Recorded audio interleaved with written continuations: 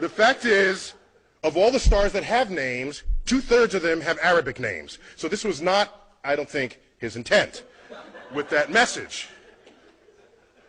Okay? While the constellations are Greek and Roman, the names are Arabic, all right? And the list just goes on and on and on and on. And so where does this come from? How does this happen? How do you get stars named with Arabic names? How does this happen? Okay? It happens because there was this particularly fertile period that Professor Weinberg duly discussed. And around that period, that 300-year period, the intellectual center of the world was Baghdad. Baghdad. It was completely open to all visitors, all travelers, Jews, Christians, doubters, which today we might call atheists. They were all there, exchanging ideas. All of them. All of them. And it was that period where you had the advances in, like, engineering and biology and medicine and mathematics. All right?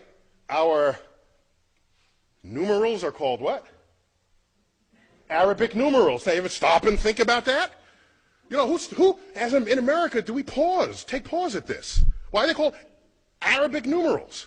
Okay, they fully exploit the discovery of the zero, create a whole field called algebra, itself an Arabic word. Algorithm is an Arabic word. All this is going on, and it's all traceable, not to some long 1,000-year tradition in Islam. It's traceable to this 300-year period.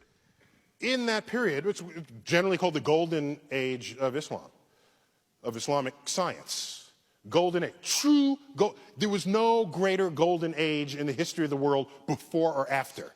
And so if you ask people, they'll say, oh, the Mongols sacked Baghdad, and so that's why it all ended. If that were the only force operating, then later, when the Islamic culture rose, you would still see this tradition of scientific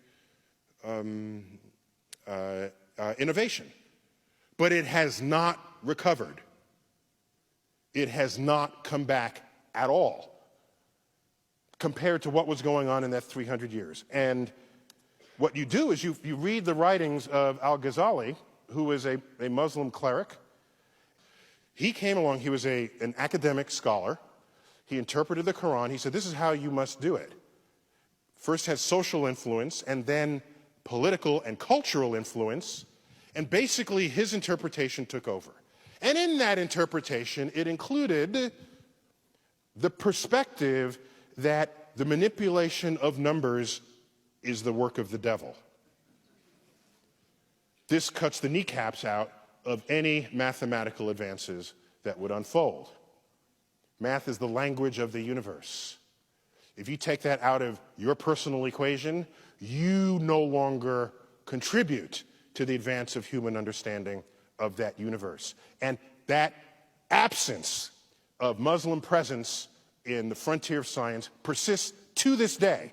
I lose sleep at night with the question, how many secrets of the universe lay undiscovered, because 1.3 billion people who in an ancestral time would have participated in this enterprise and are now not. That's what I think of as a scientist. Whole populations. By the way, there are other populations that never contributed. I'm not going to them and blaming them. I'm talking about a population that already did contribute. It's in the cultural heritage already. All we're asking is to resurrect it. It has not happened.